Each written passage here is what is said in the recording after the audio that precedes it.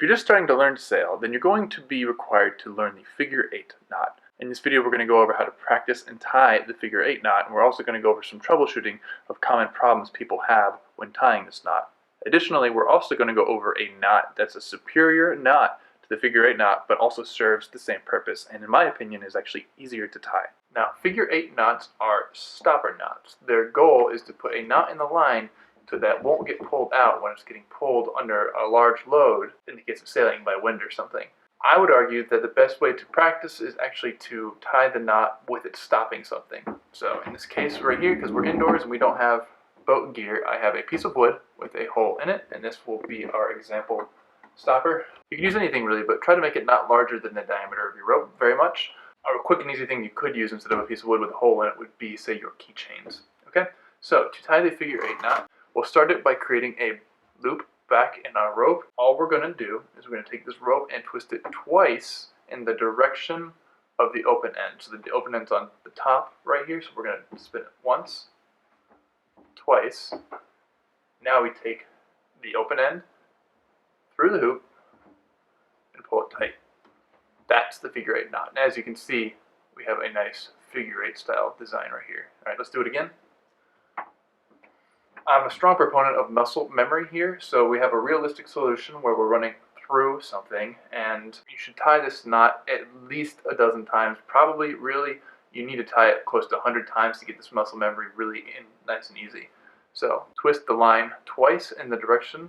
The open end's right here, so we're going to twist once, twice, and then we're going to take this open loop right here, the bitter end, and pass it through the loop. There we go, figure 8. Alternatively, you could tie this towards yourself. Same rules apply though.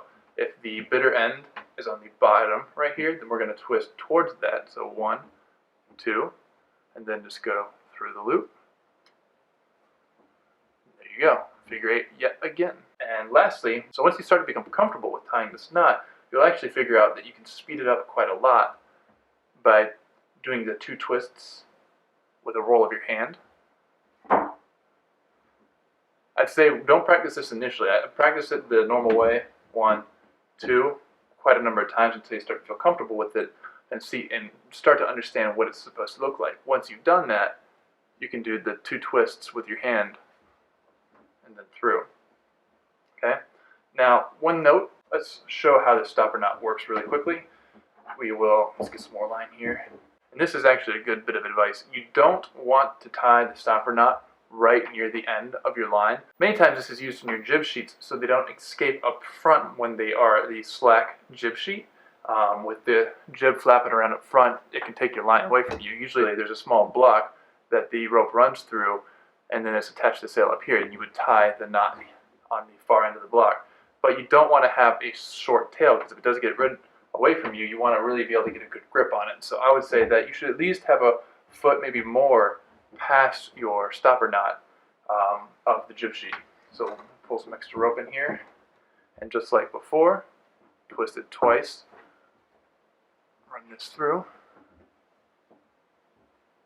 This is a stopper knot. Now to show this working, I'm going to pull very hard on this end, and the knot will distort somewhat, but even after pulling it very hard, it looks a little bit less like a figure 8, but it's still a knot. So let's talk some common problems people have with the figure 8 knot. One common problem is they don't twist it enough.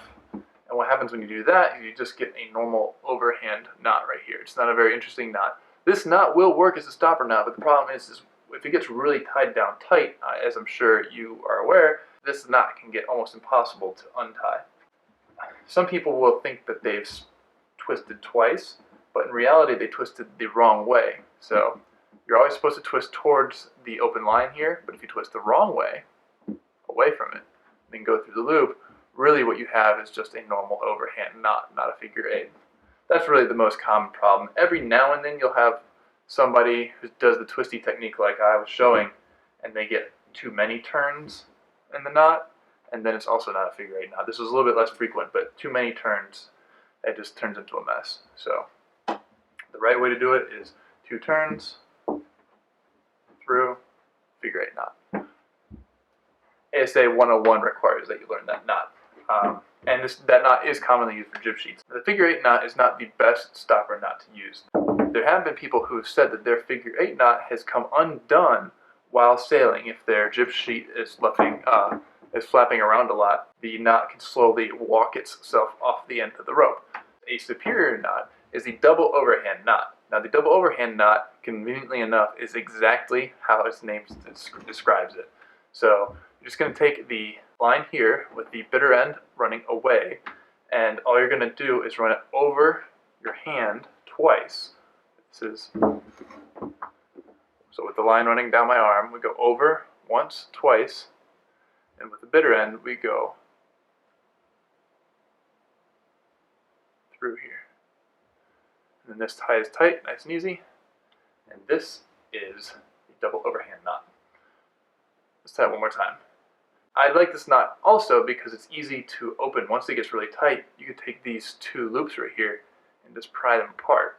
So it gives you a nice convenient handle, and then from there you can back your line out. So how to tie the knot again. You have the rope running down your arm, and you go over your hand. This is a double overhand knot, just twice, double. Then you come back around on top of this line right here. So it crosses over, then under, and that's it. Pull it nice and tight, double overhand knot. Let's demonstrate that this does indeed work as a stopper knot. So if we pull it tight right here, it's probably about 50-60 pounds of force I put on that. And it didn't distort like the figure 8 knot did. It's still here, and to untie it, we just break open these two loops, and there you go, double overhand knot. These are both stopper knots. There's many other varieties of stopper knots. These two knots, figure 8, you're going to be required to learn, and the double overhand knot is one of those ones that with muscle memory, you really don't have to think about. You don't even have to do it by looking at it. You can even close your eyes and tie this knot. There's other variations, there's other ways to tie this knot as well, but I prefer double over the hand. Alright, that's it for this lesson. If there's any other knots you want me to teach, please let me know in the comments below. Thanks for watching, and please subscribe for more.